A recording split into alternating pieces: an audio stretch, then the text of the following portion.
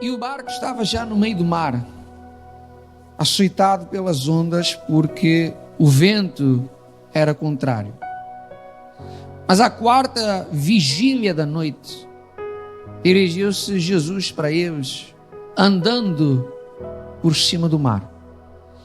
E os discípulos, vendo andando sobre o mar, assustaram-se, dizendo: é um fantasma, e gritaram com medo. Jesus, porém, lhes falou logo, dizendo: tende bom ânimo, sou eu, não temais. E respondeu-lhe Pedro e disse: Senhor, se és tu, manda-me ir ter contigo por cima das águas. E ele disse: vem. Pedro, descendo do barco, afundou-se imediatamente. Foi isso? É isso que estava escrito. Pedro, descendo do barco, o que é que aconteceu? Andou sobre as águas para ir ter com Jesus. Mas sentindo o vento forte, teve medo.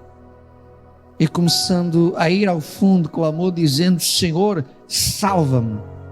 E logo Jesus, estendendo a mão, segurou e disse-lhe: homem de pequena fé, porque duvidaste? E quando subiram para o barco, acalmou o vento. Então aproximaram-se que estavam no barco e adoraram-no, dizendo: és verdadeiramente o Filho de Deus. Amém. Olha só, eu já preguei sobre Pedro andar sobre as águas inúmeras vezes. Os que aqui estão é tudo conhecido, né? Portanto, já me ouviu de certeza a falar sobre Pedro. E eu prego sempre muitas vezes essa passagem porque é algo fascinante. Nós dizermos assim: Jesus andou sobre as águas. Para já vamos a esse conceito. É normal andar sobre as águas? Você, se quiser ir ao Barreiro, chega ali ao Terreiro do Paço e, em vez de entrar no barco, começa a andar e vai bater. É assim? Não, é tipo prego. Vai logo ao fundo. Às vezes nem para nadar, quanto mais para andar sobre as águas. Então Jesus caminhar sobre as águas é algo fantástico, mas a gente diz: é o Filho de Deus. Então, agora Pedro andou sobre as águas. Um ser humano. E a realidade é esta: um ser humano como qualquer um de nós.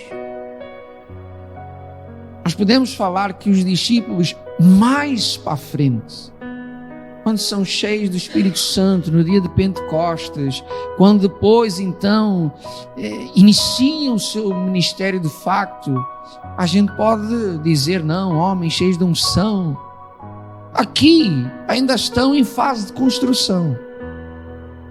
E mesmo assim, Pedro vai caminhar sobre as águas.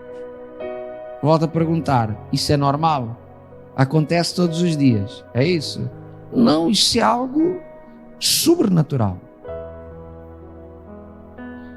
E guarda para já essa ideia de que quando estavam no barco, só estava Pedro, estavam lá os 12 discípulos. 12 escolhidos por quem? Por Jesus. Não são 12 homens quaisquer. São 12 homens que Jesus escolheu para o acompanharem nesse ministério e que até aqui já viram Jesus fazer coisas grandiosas. Aliás, já ouviram acalmar uma tempestade lá atrás. Só pelo quê? Pela palavra. Pedro, Tiago e João aqui já viram Jesus ressuscitar uma miúda que estava morta. Então muitos deles aqui já viram coisas grandiosas. Naquele barco estão 12 homens. E o que é que a Bíblia nos diz? Aliás, o versículo anterior àquilo que nós começámos a ver diz que Jesus os mandou ir na frente. Jesus diz: olha, eu vou ficar falar aqui com o pessoal que ainda está aqui, e vocês vão o quê? Vão andando. Aí os 12 metem-se no barco, vão, e diz que a quarta vigília, que deve ser assim, qualquer coisa tipo 3 da manhã. Agora, por favor, pensa. Você está num barco que não é um catamarã, num barco que não é um iate ou coisa parecida, num barco que provavelmente é aquele barco, o quê? A remos. 12 homens lá dentro. A Bíblia nos diz que está uma grande tempestade nessa altura, às 3 horas da manhã, e quando você olha para trás, vê alguém a caminhar o quê? Sobre as águas. O que é que você pensa nessa altura? É Jesus que vem aí? Hã? A Bíblia diz que todos gritaram. Imagina 12 homens a gritar que nem meninas, sem desrespeito pelas meninas. Mas a realidade é que o assunto não era para menos. Porque andar sobre as águas não é uma coisa normal. Aí Jesus faz questão de dizer: não tenham medo, sou eu. Há um atrevido, que é Pedro, que diz: então se é o Senhor, faz o quê? Corre depressa e vem ter conosco. Se é o Senhor, manda-me ter contigo. Eu volto a perguntar de novo: é normal andar sobre as águas? Esse fulano está a ser atrevido demais. Aliás, o que ele está a pedir é impossível. Mas eu quero que você tenha noção disto, do que eu estou a dizer, porque a gente já vai chegar àquilo que é a nossa vida. Pedro vê Jesus, aliás, todos veem. Jesus diz lá, enquanto vem: não temam, sou eu. E este atrevido diz: se é o Senhor. Portanto, ainda não há certeza. Mas se é o Senhor, manda-me ir ter contigo. E Jesus diz-lhe o quê? Fica, Pedro, porque se tu saís do barco vais afundar. Foi isso? Foi isso que Jesus lhe disse? O que é que está escrito na palavra de Deus? Jesus diz-lhe o quê? Vem. Porque às vezes quando nós pedimos certas coisas impossíveis para Deus, a gente fica na ideia de que isso não vai acontecer.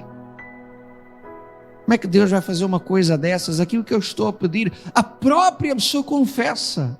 Aliás, às vezes nem chega a pedir, porque a própria pessoa já confessou que é o quê? Impossível.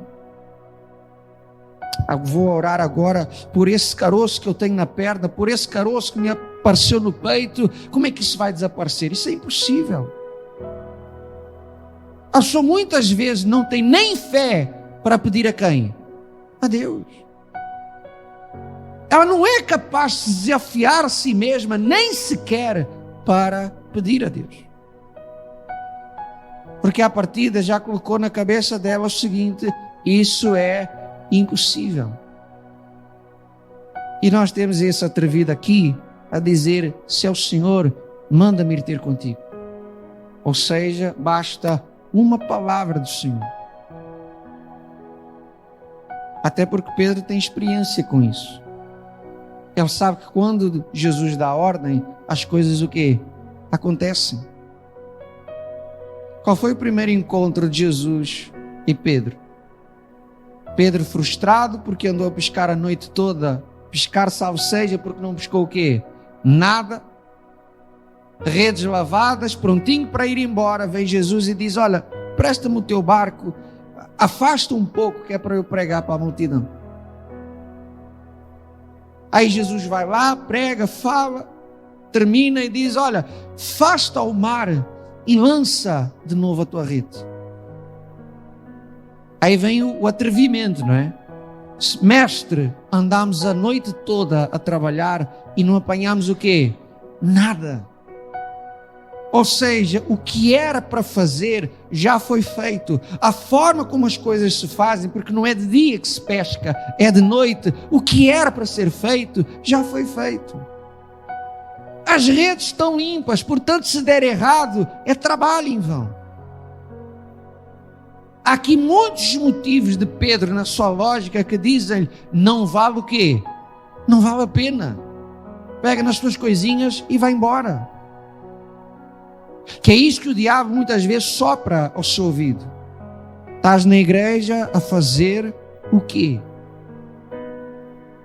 Vai para casa, fica em casa, vai de férias, vai para aqui, vai para acolá, orar para quê? Isso não vai dar certo, não vale a pena. Já oraste, já pediste, já fizeste aquela corrente, já tiveste naquele dia, para quê de novo? É isso que o diabo vai sempre soprando. E Pedro, na sua lógica, diz, mestre, andámos a noite toda, só que não apanhámos nada. Então, Jesus, o mar hoje não está para peixe. Mas sobre o quê? Sobre o quê, gente? Acorda, desperta. Sobre o quê? A tua palavra. Eu vou lá de novo. Caramba, não havia peixe nenhum naquele mar. Andaram a noite toda, não apanharam nada. E de repente o que é que acontece? Está a maior pesca da vida dele. Onde é que apareceu tanto peixe? Tiveram a dormir durante a noite? Foi isso? Acordaram àquela hora? Então Deus operou o milagre ali. Então Pedro já ficou com aquilo na cabeça. Basta o quê? Uma palavra do Senhor. Se o Senhor mandar, se o Senhor der a ordem, vai dar o quê? Vai dar certo. Por isso é que o desafio dele é esse. Se é o Senhor, faz o quê? Manda-me ir ter contigo. Porque se o Senhor mandar, o impossível vai acontecer. Se o Senhor der uma palavra, vai dar o quê? Certo. É isso que às vezes a pessoa ainda não entendeu. Porque quando eu creio na palavra de Deus, eu oro, eu peço, eu clamo, eu confio nessa palavra, tem que dar o quê? Certo. Pedro não está numa ilusão.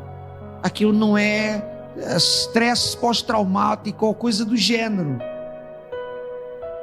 Pedro é pescador, sabe que se for para a água, o que é que acontece? Afunda. Ele tem por experiência própria que o mar não vai manter de pé. Mas ele diz, manda-me ter contigo. Volta a perguntar, quantos homens tem no barco? 12. Quantos vão andar sobre as águas? 1. Não são todos discípulos? Sim ou não?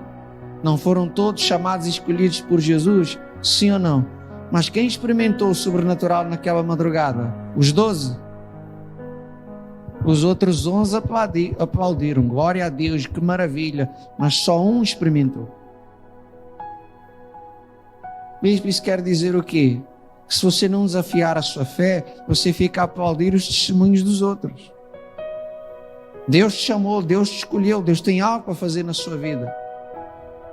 Mas se você não age a fé e fica muitas vezes dominado pelo medo, fica acomodado com a sua situação, se não se desafia a si mesmo, você nunca vai experimentar o sobrenatural na sua vida. E agir a fé muitas vezes é de facto, é necessário ser forte e o quê? Corajoso. Porque pensa numa tempestade, qual é o lugar mais seguro? Fora do barco? Só se o barco estiver partido. Mas se o barco está intacto na tempestade, o lugar mais seguro não é fora, é dentro. Mas o doido vai dizer, não, se é o Senhor, manda-me ter contigo. E quando você age a fé, aquilo que era para te afundar, agora fica o quê? Debaixo dos seus pés. De facto, Pedro tem essa consciência com toda a certeza de que o mar não é feito para o sustentar. E às vezes é esse conceito que você continua com ele até hoje. Que esse casamento já não tem solução, que é afundando-se com toda a certeza. que essa doença vai te afundar, que esse problema financeiro vai te afundar. Você já tem isso pré-concebido na sua mente. Você ouve falar sobre os milagres de Jesus, sobre o poder de Deus. Você de facto, se você está aqui, Deus te chamou, Deus te escolheu. Mas se você não agir a fé, esse problema continua a sufocar-te. Agora, quando você crê e confia no Senhor, o problema que outrora ia te submergir, agora vai ficar o quê? Debaixo dos seus pés. É isso que você tem que determinar a partir de hoje. Volto a dizer o que dizia na última quarta-feira que aqui estivemos. Crer em Deus não significa que a gente não sente medo. Crer em Deus não significa que a gente não sente tristeza ou ansiedade até. Mas se você confia no Senhor, a ansiedade, o medo, o pânico, o desespero não conseguem te dominar. Conforme vem, também logo o quê? Logo vai. Há algo naquela hora de certeza absoluta que Pedro, antes de ir ter com Jesus, ainda olhou para onde? Para a água. E deve ter pensado, que disparate é que eu vou fazer? Mas se Jesus mandou, vai dar o quê? Vai dar certo. E a Bíblia nos confirma que Pedro sai do barco. A Bíblia não diz Pedro saiu do barco e logo afundou. A Bíblia diz que Pedro sai do barco e andou o quê? Sobre as águas. Qual é o problema? Está a ver o sobrenatural, está a ver o milagre acontecer, está a ver o problema debaixo dos pés dele, mas agora está a olhar para o vento, está a olhar para a dificuldade, está a olhar para as ondas do mar. Deixa de olhar para quem? Para Jesus. E quando você deixa de olhar para Jesus, o que é que acontece? Você começa a afundar. Porque nós temos que ser perseverantes até ao fim. Quando você começa uma caminhada, quando você entra numa luta, nessa batalha espiritual, nessa luta contra a enfermidade, esse problema financeiro, esse mal de inveja, ou o que quer que seja, que tenta te afogar, te sufocar, a partir do momento em que você inicia essa batalha, você tem que olhar somente para quem? Jesus. Você não pode desviar o olhar. Quando Deus fala para Josué, não se aparte esse livro da tua boca, medita nele de dia e de noite, não te desvies nem para a esquerda, nem para a direita. Ou seja, meu amigo, agora é só isso. É foco nisso. Agora que estás na minha palavra, é guardá-la, é colocar em prática. E Deus diz-lhe o quê? Dessa forma farás prosperar o teu caminho e serás bem sucedido. Ora caramba, não é isso que todos nós queremos? Sim ou não? Bispo, eu gosto mesmo é de ser um derrotado. Alguém sofre desse mal? Todos nós queremos vencer. Todos nós queremos ver a nossa vida transformada. Todos nós queremos ser felizes. Deus te dá o segredo. Meu filho, guarda a minha palavra, medita nela, coloca em prática.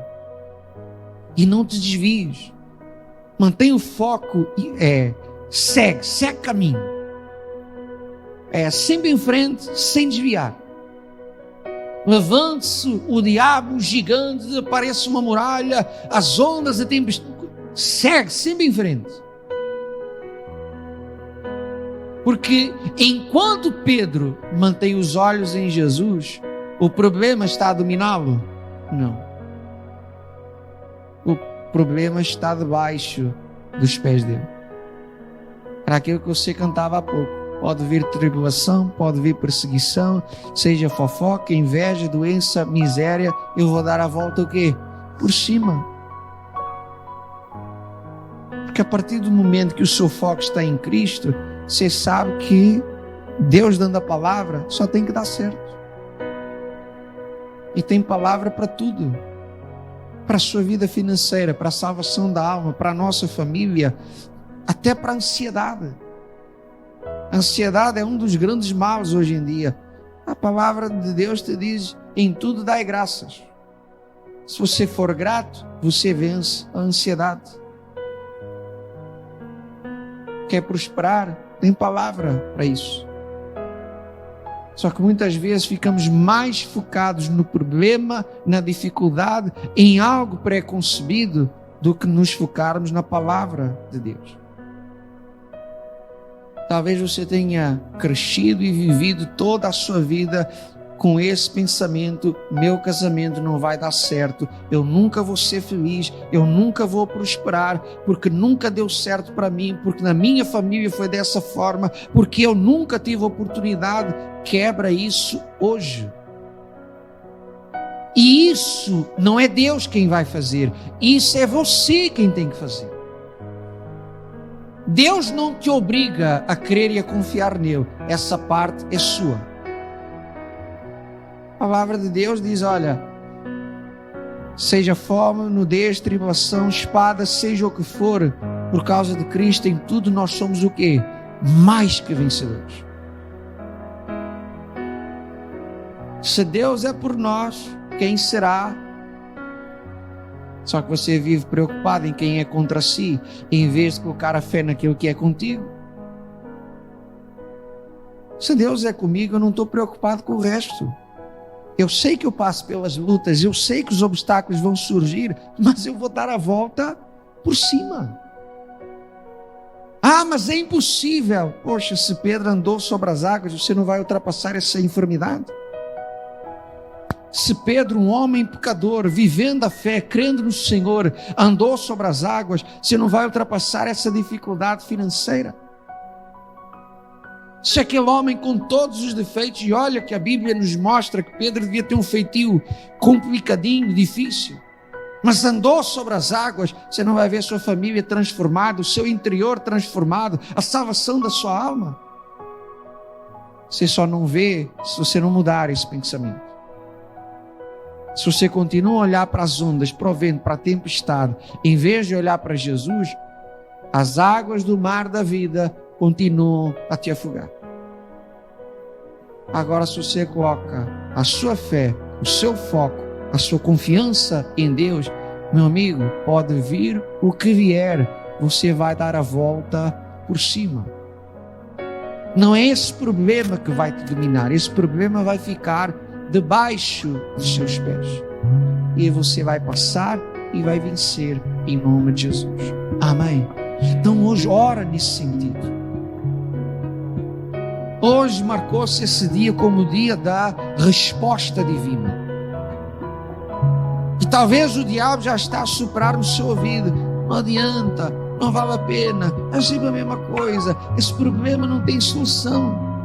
Poxa, há uma coisa na vida que se diz, o ditado é o seguinte: para tudo há solução, menos para a morte. Mas a morte venceu Jesus? Jesus venceu a morte. Então, se ele até venceu a morte, como é que você não vai vencer esse problema?